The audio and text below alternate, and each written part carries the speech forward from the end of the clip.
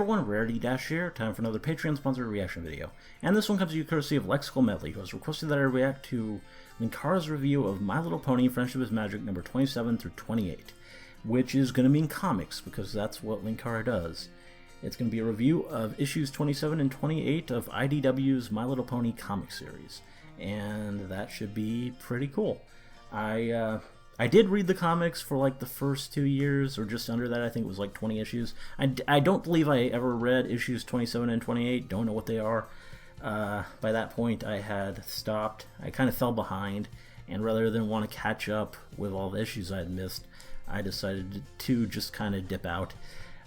It was getting to be kind of a bit of money to buy it every single month at that point anyway.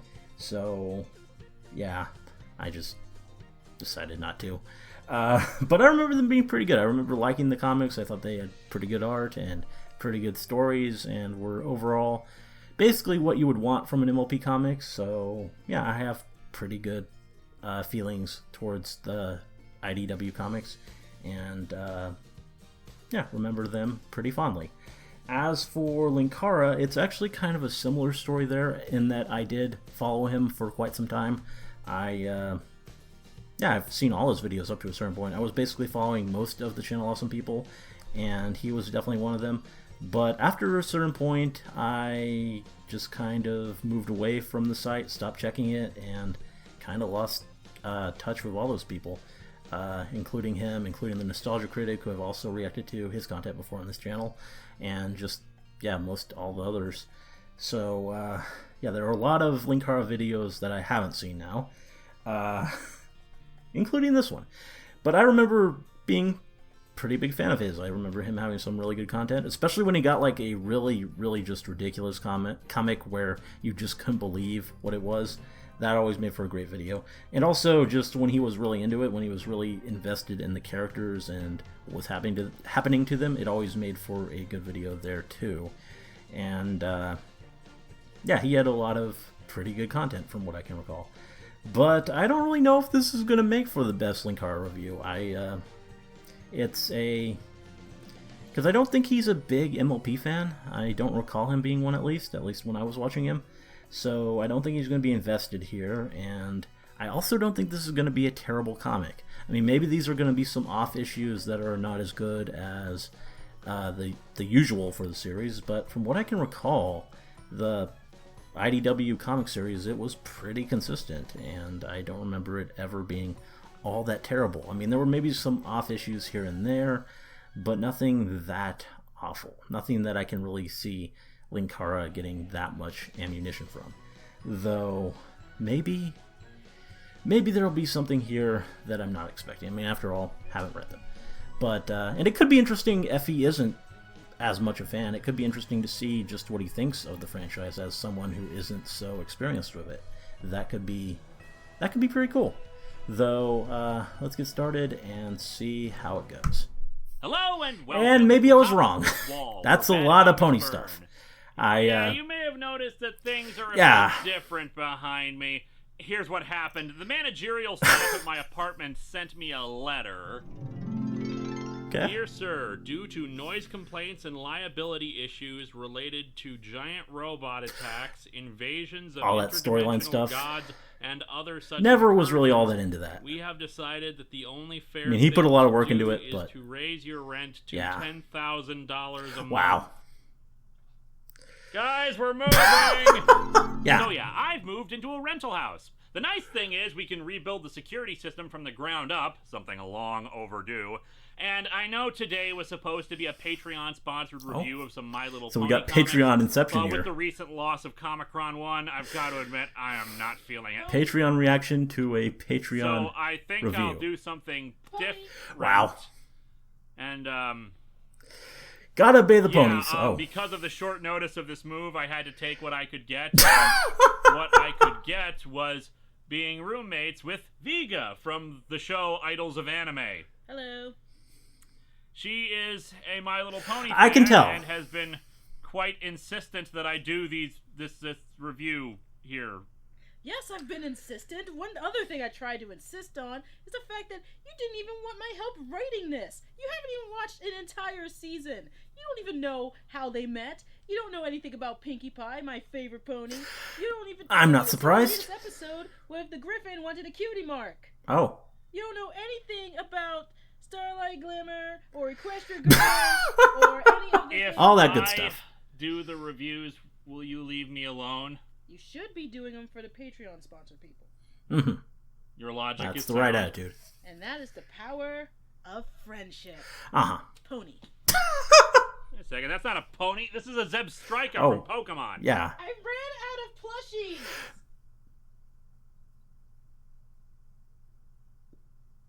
If you have somehow eluded the internet for the last several years, My Little Pony was rebooted in 2010 with its 4th iteration. Yes, like many franchises, while the series faded from the larger public eye, it never did actually die, rebooting or expanding several times to varying degrees of success. The premise for this series, at least in its initial seasons, was that the uptight, serious-minded pony Twilight Sparkle is sent by the ruler of She their didn't stay that way for kingdom, long. Princess Celestia, to the town of Ponyville to learn about friendship and to stop obsessing over potential threats to her empire, even though she was totally right. Back when I started Atop the Fourth Wall, Sonic the Hedgehog comics were the things that people all wanted me to review. I remember but that. Now those requests have shifted to the stories about tiny horses. And fair enough, I get requests to review comics that people actually like all the damn time. It's not just Patreon sponsors who have requested it. It's casual viewers who would like me to spotlight good stuff. And from everything I've heard, people really like these comics, say they're great, and of course argue in the comments on my site when I announce the upcoming episodes list about the ones chosen by a patron for me to cover. I have watched several episodes of Friendship is Magic, mostly thanks to Vega. You do that comic too. 80s high school John Hughes ponies. They were fine. And I've seen other people review it, so I'm familiar with most of the basics of the series, but it's just not for me. If you like or hate it, great, but don't expect me to nitpick every single little thing that's out of place. Remember, kids, you asked me to review things at your own risk. Everyone was dying for me to review those Malibu Comics Street Fighter issues, and then were disappointed with the review because I know basically zilch about Street Fighter. Yeah. I've done so many reviews of Star Trek comics because I I'm a huge remember fan that. of the franchise. I know, I hide it so well. But if Pinkie Pie has the wrong cutie mark in this comic, don't expect me to point it out, is all I'm saying. I am judging these two issues purely on their own merits, and people have told me they're awful, but it's entirely possible I miss out on why that is. Then again, they're apparently thinly veiled environmentalist PSAs, which can be in a near-universal language of suckitude. So let's dig into My Little Pony, Friendship is Magic, number 27 and 28, and see how these four-legged animals wielding dark sorcery can save the trees. Okay, dark sorcery. Why not?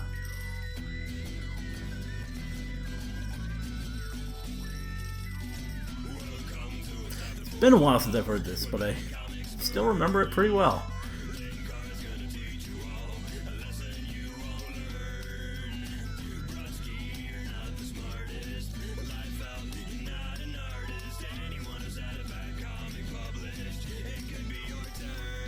Linkara.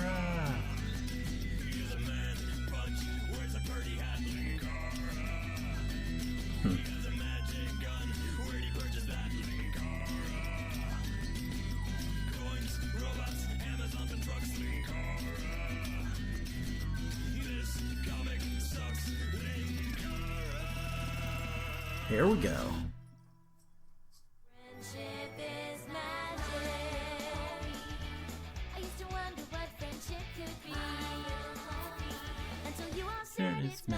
Our cover shows that maybe the trees don't want any saving, since they're attacking a group of ponies with tentacles. It's sad when I can't tell the difference between an official licensed product and somebody's fan porn.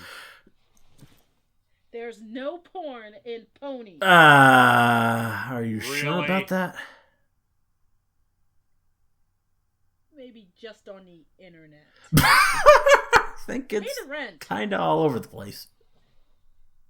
Actually, we know there's nothing icky about this. Clearly the trees just wanted some muffins. We open on the main six having themselves a picnic. Spike, Twilight Sparkle's dragon assistant / eternal servant, is cutting slices of a cake for everyone, including Pinkie Pie here, who I'm pretty sure is actually looking at the knife Spike has and has probably decided that what cupcakes need most is flesh. Anywho, the picnic is interrupted by Zecora, a zebra who lives nearby, running like hell from some wolves that are apparently made of wood.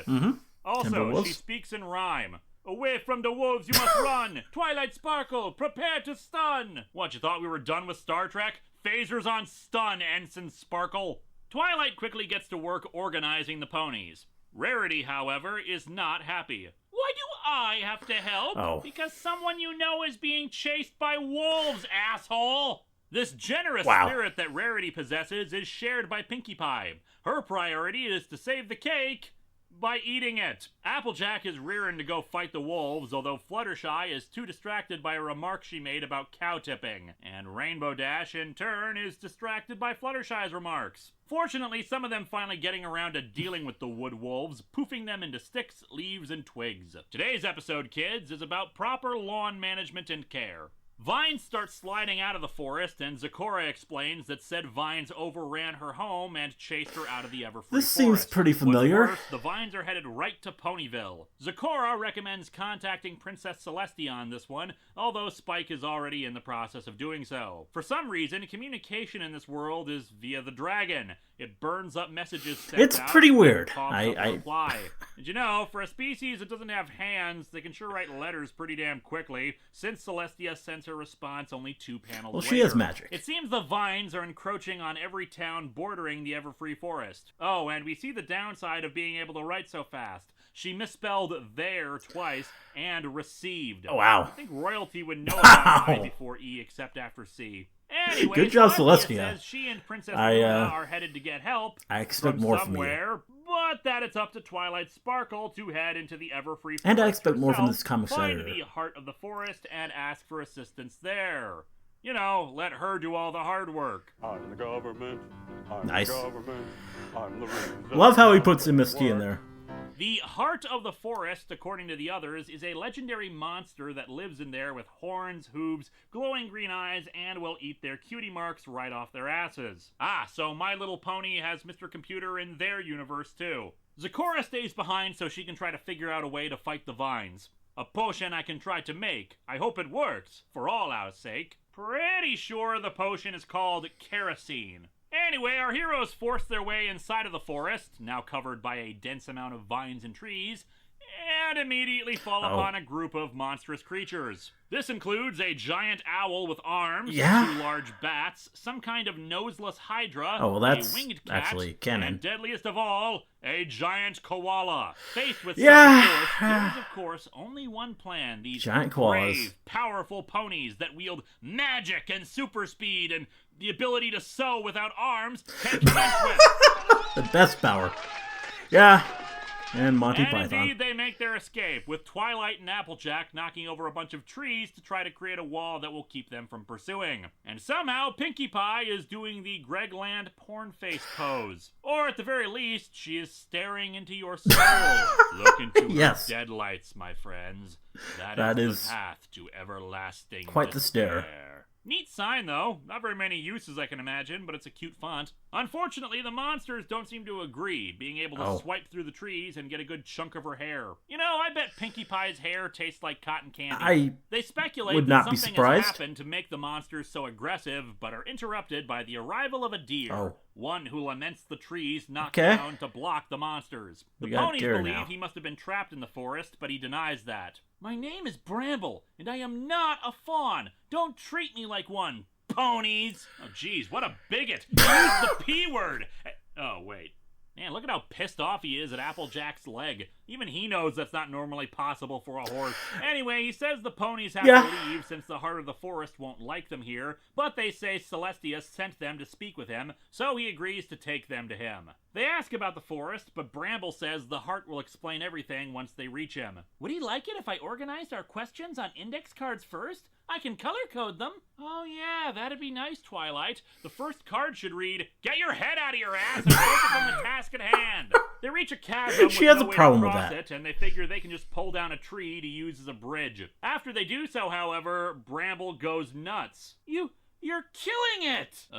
They just uprooted the whole thing. I think it's completely dead. Yeah. As if the writers realized how stupid that is, Bramble changes his tune about what the problem is. Not that the forest is some conscious entity they need to protect, as implied by his "you're killing it" remark. He points out that the tree was home to squirrels and birds that they just screwed over without even a second thought. Naturally, both he and all the animals that lived in the tree are peeved, and it's a good point. There are a lot of other Especially in trees. this world where a lot of the non-sapient animal population still seems to live in harmony with the sapient part. Hell, Fluttershy's entire friggin' thing is talking with them and calming them and stuff. Fortunately, Bramble has a solution to this. The little barrel around his collar contains some kind of quick-growing vine water. The vines spring up and grab the tree, putting it back into place. You, that was magic! He's a witch! Burn him! Apparently they're shocked that a deer can use magic.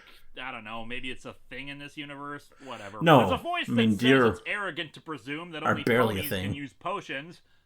Except the word balloon makes it look like it's going to Bramble and not another deer that emerges from the forest. Oh. Our magic is not unlike that of the potions of the zebras. We harvest our magic from the earth and plants around us. Behold the magic of this plant. We call it marijuana. They summon up a vine bridge to cross Pretty the magical chasm, plant.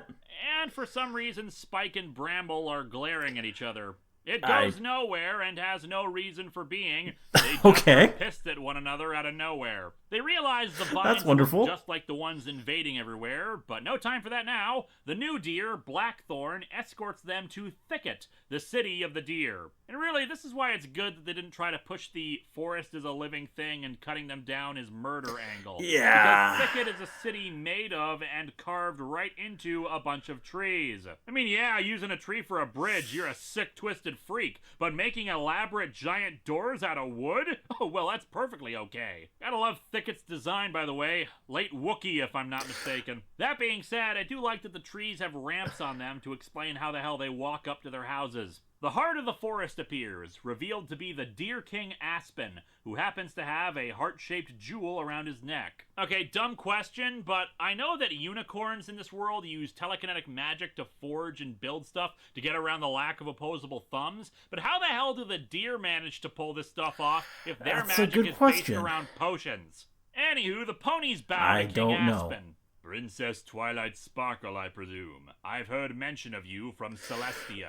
Well, we've never heard of you. Space-time continuum and aneurysm several times now. Aspen explains that the vines and trees encroaching on pony territory is a tit-for-tat measure, one that these ponies are unaware of. Bramble says they should explain the situation to them just in case they really are ignorant of what's happening. You see, the Evertree Forest is a very delicate ecosystem. We that live here, not just the deer, but every creature from the tiniest grasshopper to the largest hydra, need the land that we have to survive. What would this ecosystem be without deer poop to fertilize things? The forest has been disappearing at an alarming rate, and he shows them what's causing it. A construction site manned by both ponies and cars.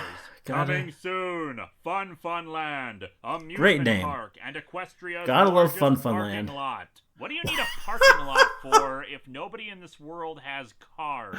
That's it's good possible question. that automobiles exist in this world. Well, we see some in trains, Manhattan. But I looked it up, and cars have never actually appeared on the show. Hell, even the construction crane we see here is being pulled by another pony. And by the way, that must be one hella strong pony if it can haul that thing around. Anyway, our heroes are aghast, wondering if Princess Celestia knows about this. Aspen says he sent messenger birds to Celestia, but they haven't gotten an answer. He also tried to talk to the construction crew directly, but they haven't seen reason either, even damaging the soil to the point that even if they left, nothing would be able to grow at that point. Okay, King Aspen, let me see if I understand this situation correctly. You are the widely described heart of the forest, and you are a king. I have to assume, then, that the Everfree Forest is your sovereign territory. Your country, so to speak. Yeah. Your territory has been violated by a party that refuses to cease encroachments on your land, and your attempts to speak with your respective ruler of the country that is invading your territory has been met with silence. And considering the philosophy your son Bramble seems to exhibit, I have to assume it was taught to him that the trees are home to other creatures under your dominion, and their lives have been destroyed or harmed by this devastation. Basically, these minotaurs and ponies have committed an act of war upon you, and your response is to counterattack every single area surrounding you, except for the one spot that you are still being invaded. Our heroes are convinced they can get the boss of the construction crew to leave, a Mr. Well-to-Do, of the Boston well-to-dos, no doubt. He is also accompanied by Bugsy Pony here, whose cutie mark is no doubt a machine gun. Although, given his look, it does make me wonder if Equestria has speakeasies. Anyway, Twilight asks him to cease construction of the amusement park, but he says he can't because it's progress. I'm advancing society. I'm giving folks a place to relax with their friends and families. I'm giving them a fun, colorful setting to build memories. I'm glad somebody finally recognizes the societal benefits of a Dippin' Dots stand. So the guy continues on with his transparent villainy. Let me put it this way. Equestria doesn't need trees and fluffy bunnies. Fluttershy takes the statement well, as you can see. Oh my god, she's gonna eat him! It needs easy parking, paved roads, and affordable family entertainment. It's called progress. Yeah, we're being really subtle here. Progressing too fast. Every tree you tear down, the forest pops up another one through some pony's window somewhere else. Well, that'll keep my construction company in business, won't it? Wow. He's a complete asshole, but he's kind of got a point there. The deer have the ability to instantaneously grow building materials. It sucks that this is happening, but why don't they make a deal to offer this ability for them to grow cheap, fast trees for construction projects as long as they relocate the park somewhere else? Or is this just cutting down trees is bad completely and absolutely, as said in this book made of wood pulp? Anyway, he throws them out and leaves his business card. That's 200-pound cardstock, gold embossed. You like the serif on the font? Oh my god. Nice. That's a watermark. The others are worried that the Gotta ponies love of the American Equestria Psycho. would actually visit the park. No! I mean, I know progress is important, but at what cost? What's to say he won't just tear down the entire forest? Where would all those animals go? The magical creatures? Would they all just go away? Twilight, he was using a friggin' buzzword. If this was actually about progress, he'd talk about how many people he's employing, or he'd be building a friggin' hospital instead of a place to ride roller coasters. Yeah. In fact, it's Aspen who actually argues more about progress than the dumbass Minotaur did, pointing out the damage to the people well-to-do employees that would occur given the situation. But that point is entirely ignored from here on out. As far as the story is concerned, well-to-do is evil and cutting down the forest is wrong. Mind you, in this situation it is wrong, but only because the villain is one-dimensional, despite an easy out with this, and there are no real complexities to this entire thing. Hell, despite Aspen acknowledging the fact that destroying the construction crew will screw over the jobs of the construction workers, he apparently has no concern for the lives he is destroying with the expansion of the forest. Anyway, Twilight is convinced that Celestia knows nothing about this and decides to use Spike to directly send her a letter. However, the issue ends with the message teleporting right next to Celestia and Luna, who are tied up and hanging upside down in vines, thanks to the vines having overrun the palace. You can reply back that we'd love to help, but we're too busy hanging around. Wow, you're so funny, Luna. Didn't you own the moon once or something? Not quite. No dark magical powers here? Move it. Just puns and easily captured by friggin' plants?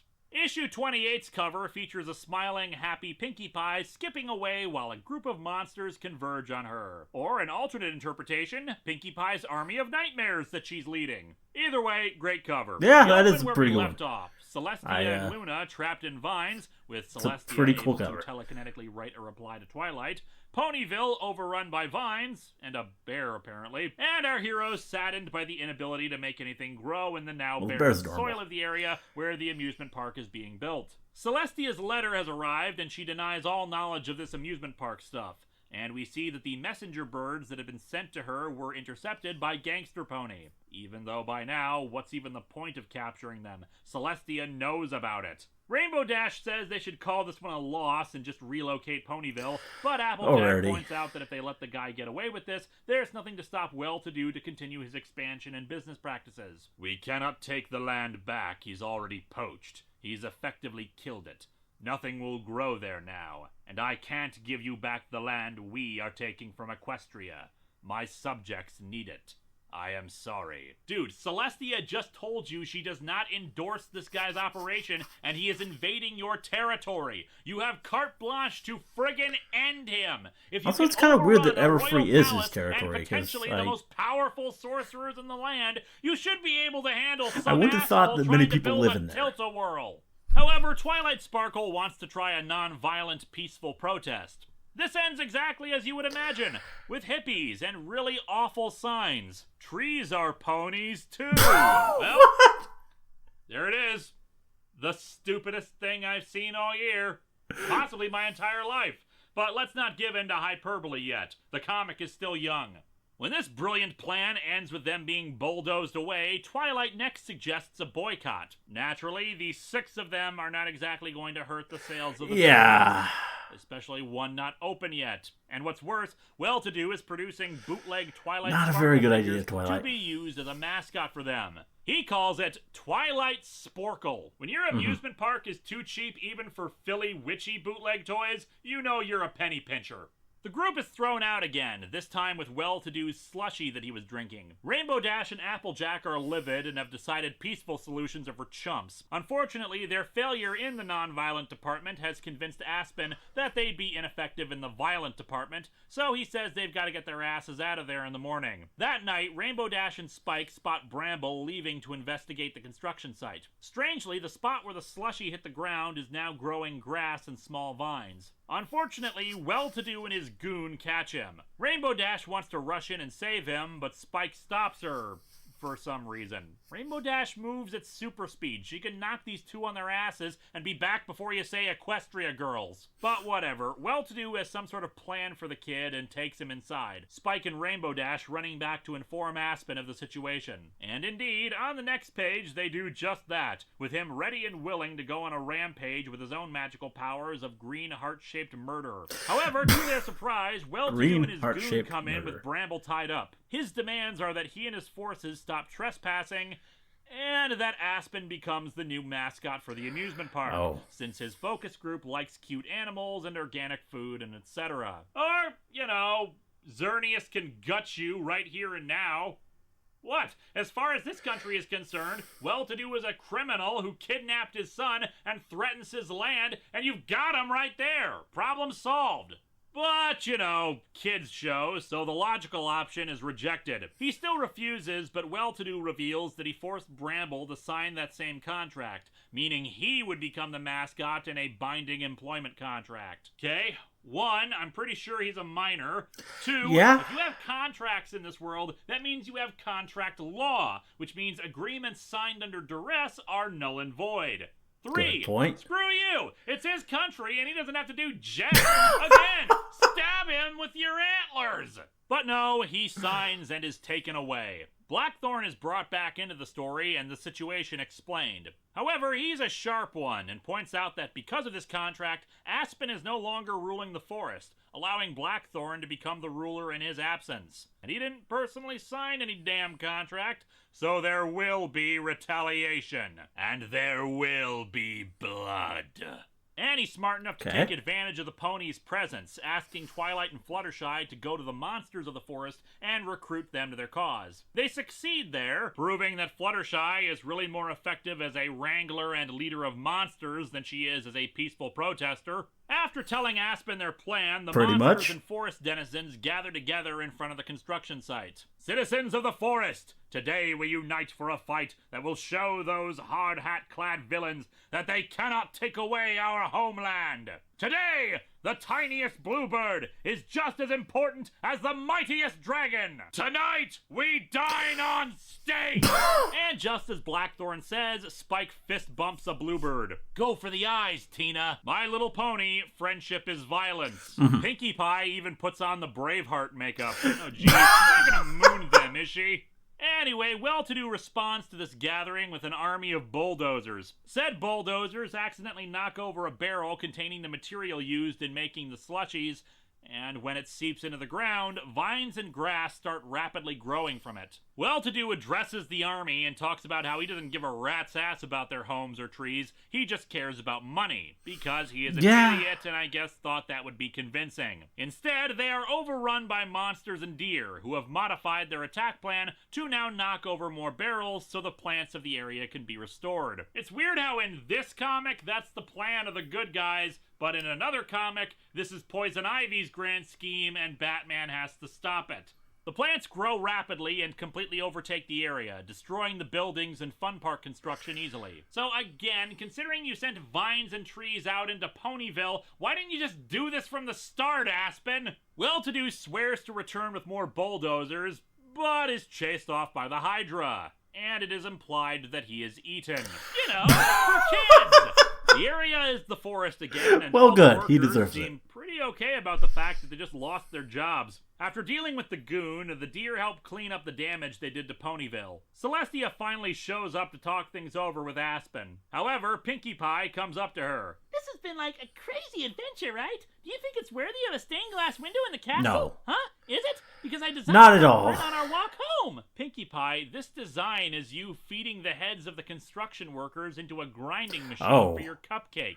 She Okay. wants permission to commission it, and I love how he's Celestia making wants to approve. cupcakes So our references comic despite ends with them not really unveiling being the that big a stained fan. glass portrait featuring Pinkie Pie riding on a roller coaster alongside a raccoon holding a sword. In other words, the best stained glass portrait in the history of ever. And yet for some reason, Celestia and Luna don't like it. What the hell? These comics are okay for the most part, but they do kind of suck.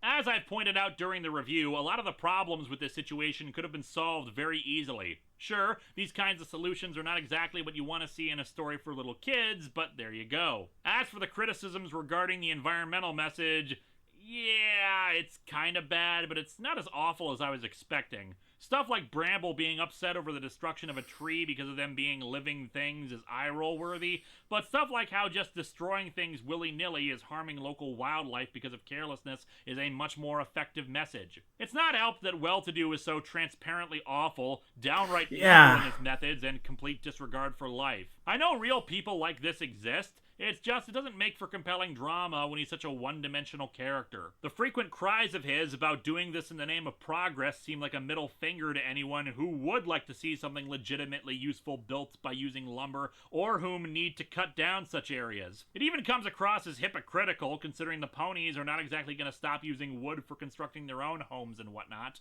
The humor is for the most part. I got a chuckle here or there from Pinkie Pie's antics at least, and the idea of organic food being some kind of miracle grow formula is pretty funny, but otherwise it was mostly bland. This comic is certainly not the worst I've ever seen, but there are a lot better stories with environmentalist themes. Next time, another anniversary celebration for this year. It's time to pay tribute to the franchise all about children's card games. Oh. Got some Yu-Gi-Oh!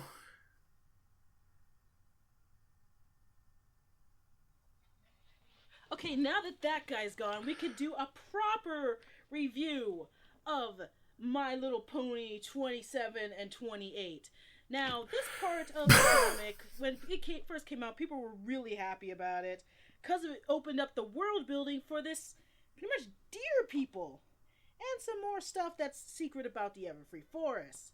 Now, if you don't know, Everfree Forest is this weird zone where the weather and the creatures actually take care of themselves because ponies have to take care of everything. It's a weird thing. Which he would know that if he watched season 1. Talking about Yu-Gi-Oh! Card game. How about the My Little Pony card game? Oh yeah, that's anyway, the thing. Yes, it has a big environmental message and stuff like that. And yeah, you can see from some of the dialogue that, well, it has that same show charm. But the thing about it is, I don't really care that it has a heavy-handed environmental message. Maybe it's because I come from the generation I grew up on Captain Planet. He's a hero. Gonna take pollution back to zero. I also have to disagree with him with his little porn comment. Has he not watched Rotsuka Doji, a.k.a. I forgot the non-Japanese name. Oh man, how am I doing Idols of Anime where I can't even remember hentai? But anyway... Yes, the best part of this was the Gordon Gekko Minotaur, which he didn't even make a reference to Wall Street. You call this guy a nerd? Linkara just... what problem I have with Oh, wow. Linkara? He didn't even Still going. really give the show a chance. Like, I tried to show him so many episodes. I showed him the time travel episodes, and he actually really did like that. I showed him the Weird Al episode. He couldn't get enough of it. He loved it. Pokemon! It's a secret. Well, okay. So that was pretty interesting. The comic looked weird. I can see where that's not really a very well received issue. It did look very, very heavy handed. And also, I think there might have been some controversy probably about what it did to the Everfree lore. Just to have this Deer Society suddenly in there and having some power over the forest when really the lore for the forest is at this point pretty well defined. I mean, it is this untamed land and it's dangerous. I mean, that was kind of the point with the season 4 premiere. And again, yeah, just doing the Vine thing again is kind of weird. That's a bit just sort of going back to the same well exactly there. I mean, at least I assume this could have been before season 4. I don't really remember. In fact, it might have been. This was still fairly early on. If it was 27, this was like in the second year. I forget when they started. Was it like, I don't know. But yeah, the Vine thing, that feels a bit too familiar. And the Vines, just what it was doing to the Everfree didn't look like something that it needed to do. Just kind of messing with the lore. And then, of course, everything with the message was completely heavy-handed. So I can see why this was suggested. And, yeah, Linkara did a pretty good job reviewing it. It was, I mean, maybe... I have to remind you, I haven't read the comics, so I don't really know entirely everything that happened there. But it seemed like a pretty good summary and pretty good snarky insight as per usual in his style. I don't think it's like up there with his best videos. Yeah, there's only so much you can do with like a somewhat heavy-handed message. That's not really the funniest thing ever for a bad comic. And yeah, this probably wasn't the best source of material, but it still made for a fairly enjoyable video, and it was cool to see what he had to say about it and just see everything that it contained. Yeah. I guess this is proof that the series wasn't entirely consistent, and that there were some less than good issues, which, I mean, that's probably the case with any comic series that runs for a long time. But, yeah, this definitely looks like the kind of thing that would, not really please me if I was following the series and I got something like this. This would, be a much lesser entry into things. But yeah, good video. I think I was pretty well entertained, and it was good to kind of revisit Linkara after years and see one of the things he's done at least, and to enjoy. It was pretty good. Anyway, hope you liked the reaction. Let me know if you did, and see you in the next one.